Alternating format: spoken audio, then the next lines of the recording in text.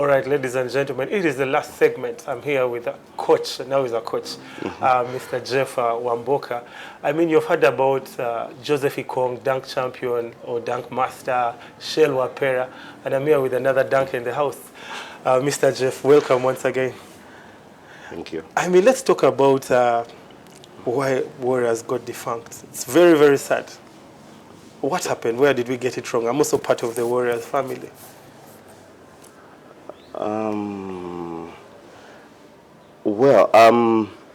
I might not have much of the story. However, what I feel is it was all left to one man. The entire team and management and all that was left to one person. Yes, I believe so. And most of us always, why these kind of things take place is it's even a disease within our teams. We always want somebody else to do our jobs and only do like 20% of the job. Yeah. Yes. So I believe as fans, as well-wishers, and everybody out there, they're like, since he's the one who has been with the team and all that, the entire burden is on him. Yeah. And you, as an individual, you have your failures. You break. Yes, you break.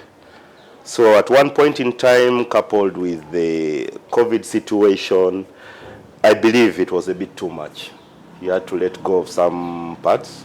Actually, I think he also advised that whoever was so interested could take over in management and all that. But when you do the finances, it's not tangible. It's not easy. It is not easy. And definitely as fans, we shall always talk. Yeah, of course. And we'll always remember the failure. So it's not easy because I'm also into team ownership, into management. Yeah. And it's a tough really place tough to be. So when you stopped being a player, you also coached Warriors? I came in to coach Warriors after another coaching stint before.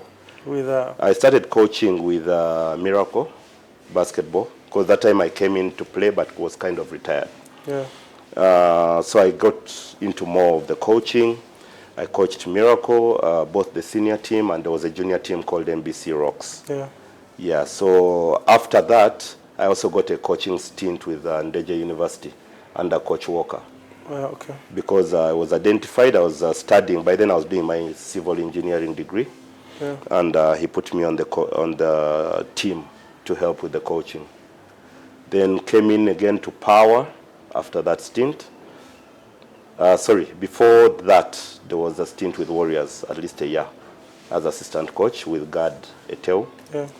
Left there and then moved on to Power. And from there, I got to take on a relegated team of the ladies. That was the Gladiators by then. Okay. And I've stuck to coaching the ladies till now. What ladies team do you coach right now? I coach the Lady Jills and then the Mobs University ladies. You're part of the management of Lady Jills? Or you own the team? I owned the team. Wow. Ladies team, that's nice. Yes. How is it going so far in comparison to the Warriors family? Well, coaching ladies and the lady players and managing them. And managing them is kind of what I'm used to right now. Okay? There's also a sisterhood going on out there. And yes, they have, let me say most of the ladies, much as they have been marginalized, they're just coming up today. Yeah. But they are fighters. They're fighters, which is kind of lacking with our men's teams today. Yeah. And that's why you'll find, I believe the Gazelles are outperforming the Silverbacks. Yeah, even in the last Afro-Basket, yes. That exactly happened. Girls still have that winning spirit, that fighting spirit. Yeah. Win or lose, they're fighting. Yeah. Okay? With the guys, it's a different story. So now, when I get to own and manage this team, definitely somebody will want to look at the finances. It's basically we have been self-funded. The little money I get, you help them. I help them. Probably the sponsors might not want to come on board because you're an individual. They'll want you to team up probably with either an institution or something. But definitely, on the positive, you're giving these players some meaning to basketball, In life, actually, not only basketball, changing lives. Yes. Yeah. And then I'm very, very excited you're part of basketball back in the day and right now. What is the difference? There's a big difference. There's a big difference, I might say. There's a big difference with everything. Because definitely, I would say the playing personnel is evolving.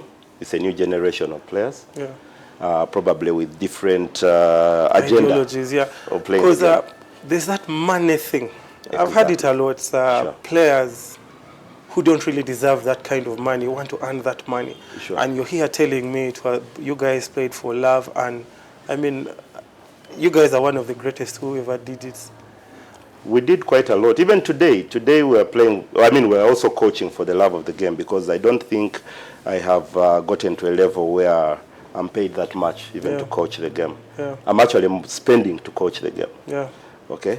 Back then, even buying the basic necessities like shoes had to come out of your pocket money, because even our parents didn't want to know whether you're playing basketball or not. Yeah, it was your career as a school and everything first, then basketball was just... It was mostly academic. Yeah. First achieve on the academic, then you'll get rewarded. You'll get rewarded, yes. So basketball was a tool to keep you disciplined. Yes, to keep you in line basically, and also keep you busy. Yeah. Not to divert you as a player by then. So we mostly explored the game for the love of it. Okay. Even today, I believe probably my children should be having the same mentality, because that I have passed on to them. Yeah. Wherever they are, they will love to play the game just for playing, not for money. Other children will also look at the money probably. Yeah. And that's where the basketball is evolving. I think most of players right now are now looking at more of the finances, but what you're putting in is actually not worth what you're meant to get out. Yeah. I know there was a kid I used to coach at one of the international schools called Enoch. I think he's your nephew or something. Enoch, yes. So I get into the school the year one. He was a very basic player. Year two, he was different. So I was curious. I had no idea he's actually related to you. So we're traveling in the plane going for one of those international tournaments. And I asked him, how did you improve? And he told me, you're his uncle. Sure. Incidentally, I've also worked with an academy. I set up an academy down in Entebbe, but that was during the COVID period. Yeah. I started first of all with my children to teach them how to play. Yeah. And then other kids kept coming in. And yes, even Enoch expressed interest by then. Okay. So when he came into the program, we actually fed them with the basics of how to go about the basketball game, and at times also how to go about with life. You realize most of the kids that came out of that academy were so basic by then, but right now they're making it wherever they are, either in their high schools or in the teams that they play for. One notable one is Ola. He came from that academy. Wow. And then went on to join Rockets and was a champion that year. Yeah, and he's actually a very extraordinary player. He's always on the starting five of Rockets in the National League. If you go down to high school, there's so many. I have like about 4 or 5 of them on the Elites high school team. Okay. Yeah. Maryland, most of those Entebbe schools, some are in Viva. So they are all over the place. Yeah, but when you get to see them as individuals, they're doing well. Wow. They're doing very well. So what was the difference between the national team back then and right now? The criteria for selection, the competitiveness and everything. I would say the national team was definitely had the character of most of the basketball teams then. You just play for the love of the game. It's not about the show. It's not about the fame. It's not about the money. You just play for the love of the game. But again, it was constrained. Because I remember today the national team is getting funded a bit. Yeah. Probably not enough, but a bit. Yeah. By then there was totally nothing. Nothing, to an extent you had to go to the FUBA president to give you a bus to go for Zone 5 From his Rwanda. pocket? His own, but I think by then our FUBA president was Juma Seiko. So he was able to give us some, not money or anything. He just says, hey, there is my driver, there is the bus, Please organize yourselves, go play. Then the accommodation in that particular Then that side were getting taken care of by the federation, that side. Was that the rule back then? It wasn't the rule, but actually they would look at our constraints and come in to help. Yeah. Yeah, and Rwanda was one big thing. Whenever we went for tournaments there, they'll say, hey, you've arrived, you're going to be in that section. They would actually pick an institution and they give you the hostel. I think this still happens right now. Recently, we were supposed to miss some qualifiers in one of these countries. Sure. In the West, and I think they facilitated our transport and accommodation that side. Exactly. So it's just the brotherhood. Yes, the brotherhood, they are very helpful, most of those guys out there. And yeah, that's how we survived back then. The constraints were really it. And remember, by that time, the finances were not so much coming in from government like they are today. Okay. Today we're getting something, though not enough, but it's something. Yeah. By then, it was you. Because I remember the time I went for my Zone 5 in Rwanda, actually I was left by the team, but it was the same thing. I was still paying for my transport as an individual player. Yeah. But just for the sake of getting that experience out there. I traveled on my own into Rwanda. The rest of the guys had settled in, welcomed me, and we kicked it from there, yes. Some of these questions I'm going to ask you, but I know you don't deserve them. Our game has kind of gone down. Not in, of course, from a bad heart, but of course, in order for us to improve. When I joined the league, basketball was talked about so much. I mean, the crowds were crazy. But as time has gone on, there's been a slump. Where are we getting it wrong, and how can we improve on this?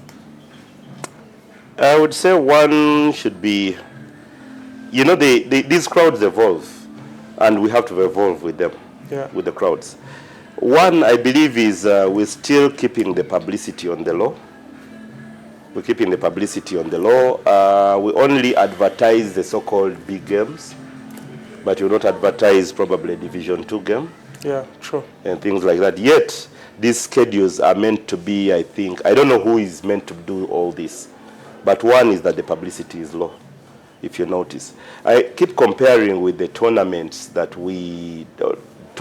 or there are those short tournaments that we always have. The FNL, the MOOC Opens, all those tournaments died out. Yeah, because one... Were those tournaments part of the promotion process? Yes, some of those tournaments were part of the promotion process, but then I would say either the individuals or the institutions that were involved with these tournaments became a little greedy. As in, you admit so many teams, and definitely on the technical side, I don't think it makes sense playing running time for a team. Yeah. And then you go out there probably to pay a lot of money to win very small amounts of money. Yeah. Right. But now we have promotional tournaments, like the way you see the Friday Night Lights. Yeah. Okay. They are advertised. The publicity is up there. Yeah. And also the glamour of these kind of things should be up there. Yeah. We don't do that for certain games. We only say probably, maybe I might not mention the big teams, but there are big teams that will pull crowds. Why? Not because those teams are actually good teams. Yeah, just because of the vibe. But just because of what, you've mentioned actually the vibe. I remember the vibe is not put out there. Power was crazy. Power, Warriors, Falcons, those are crowd pullers. Crowd pullers. So the publicity is basically on the low. You can imagine just this beginning of this year, we had the lower league finals. They were publicized and they were huge. Yes. So if we did that for each and every game on the fixture, I work with the university. I have a following for the team. But say whoever is doing tickets and things like that would give me some tickets to sell in the university. Yes, 100%. It would bring 100%. The financing probably they want, and definitely these kids are eager. There are so many kids out there who are eager to come to these games. Yeah. But because of the publicity, they don't know how. They don't even know basketball exists in Uganda like that. Thank you. They'll only see the soccer is doing well. Why? they have home games. Yeah. Big home games, probably the University League. Yeah. Yeah. So our league basically is just sliding by. We're just doing just enough to keep it alive, but we're not actually promoting it. That is why we're struggling sponsorship-wise. Exactly. You'll notice even most of the, I've talked to a number of sponsors, and these guys will tell you, what are we getting in return? Definitely you're going to tell them, we are going to promote you, and they'll ask you how. Yeah. They look for your views on the and there are very few views like on the internet and everything. Exactly. Yeah. Okay. So we're not doing enough. We're not doing enough, especially on the publicity end. I know you're part of the lower league management right now. Sure. Yeah. Do you think there's going to be like a lot of changes going forward?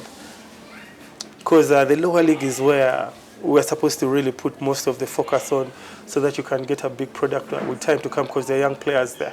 Yeah.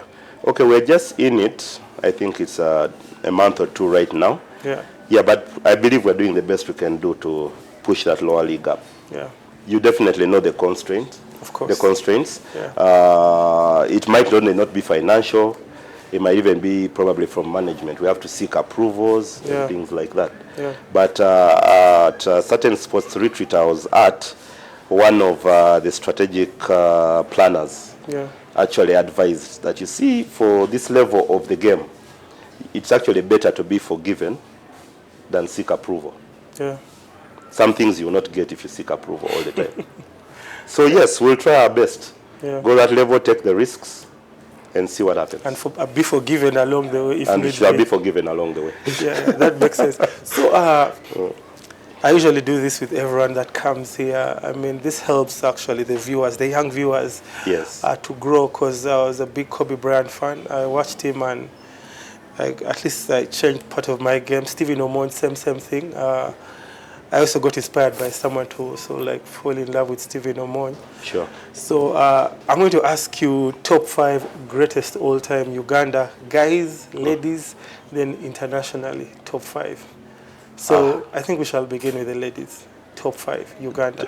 Top 5 ladies. Yeah. Incidentally, I was in an era where I worked with the older ladies. Probably you might not know them, but most of these ladies actually inspired my game. Okay. Yes, I would say some of the players of the Ladybucks. This was there was Penina Kabenge, Aligawesa. Yeah. There was Harriet Luboa. Yeah. There was Imelda Nyongesa. She used to play? Yes. Okay. Yes, I watched these ladies play, and they were a good team. Yeah. The late Susan Kafumbe, that is 4. Yeah. And there was a lady called, actually that one impressed my discipline of the game. She was actually called Nachiu. Nachiu was a very interesting lady, yeah. Very interesting lady. Always took her time dressing up. Their team is down. She's like, if you know what I mean. Like in first quarter? She has arrived, first of all, like about 5 minutes late. I wouldn't say that discipline is being late, but she was that confident. She was too calm. Take another 5 minutes to dress up. By the time she gets in, Lady Bucks is winning that game. That's how confident. She used to make my day. So that's the top 5? That's the top 5. Most of them, actually all of them, Lady Bucks. Okay. Yes. Then top 5, can we go international or we go local first? I think top 5 we can go local first. Okay. Yes. There was a gentleman called, for point guard, actually he messed up his joints before he would go far. This was Masiko. He was a very good point guard. He was in what He was team? in Makerere. He played actually. I remember him playing for Makerere. I didn't see him play for any other team, except of course when we were retiring with the Sky Jammers. He came and had a short stint, then still messed up his ankles. Yeah. Yeah. Now from Masiko, Ben Komakech, exceptional. Stephen Omon. Ben Komakech, new school, huh? New school. He's been old and new. Yeah. No name till. Okay. He was impressive. Then I would like to place Norman Blick in that league. Yeah. He's been very good. Yes. And then there was one guy that was just a scorer. Silent but scorer. We got beat so many times because of this guy, Godwin Kisa. Yeah, Kisa from Sky Jammers. So that's the top 5? That's my top 5. With Omoni on it, huh? Omoni is on it. Okay. Then international? Now internationally, with me, I'm a LeBron fan. With all the hate. But anyway, definitely I'll go back old school. I definitely love Michael Jordan. I loved Shaq. Okay. I loved Horace Grant. Yeah, the big guy. The big guy. Yeah. And Steve Kerr, definitely, for the shooting. Shooting, huh? Yeah. So, just one question. Why you've talked about the hate for LeBron? I mean, I know LeBron's story, and for those who know his story, would actually be inspired by that kid. Of course, his mom, single mom, home to home. He had no particular address. Growing up in high school, I think a particular family took care of him. His mom used to just come and watch games once in a while. Where does the hate for LeBron come from? Is it because he's a black man or something? I would Because say Jordan was black no. and there's no that hate. It's not about being black or anything. One thing that we always never take note of is people hate longevity. Falcons won a lot and became became a pro. they became a hated team. You can see our friends here, City Wales. People hate longevity, and he has that on us. Yeah. So people are tired of him. They're tired of him. City oil tired. Everybody's tired. Yeah. They want variety, but what are you getting for variety? Again, Yeah. look at the guy. Look at what he can do. Yeah. His son is now there playing with In him. the same team. Never happened to any player in the NBA or wherever, Yeah. where you're playing alongside your son in a franchise. Yeah. Yeah, people don't like that.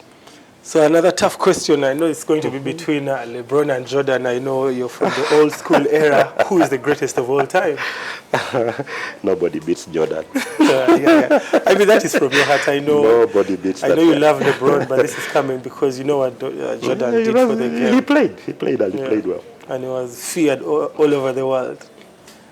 Like we like to say, he was a god. Yeah, Black Jesus. You know. I mean, I think we're coming to the end of this. The producers are looking at me in a certain way. I just want you to look at the cameras and advise the kids outside there, or just give them a word of inspiration. Okay. Yeah, for the kids out there, I basically believe if we got the basics right, because that's the basis of basketball, get the basics right and put in the work, and you'll be okay. Okay? Even if you're I know I've met a number of kids that probably want to play on certain league teams and things like that. The goal shouldn't be that. The goal should be on you as an athlete. Get to work on yourself, get the basics correct, and you'll be all right in the basketball world. All right, Jeff, thank you so much for this. I know I'm going to call you one of these days again. We only had 3 segments to cover this. I know you have a lot to still tell us. There's quite a lot. Thank you so much. I appreciate you 100%. Anytime. Yeah. For the viewers outside there, thank you for being with us today. To the management of this place, Cooper Chimney, I beg your pardon, Nihati, thank you so much. Please subscribe and be part of the Deep End family. To our producers outside there, Fred, thank you so much. Brian, really appreciate you. And I think I'll see you next time. Remember out.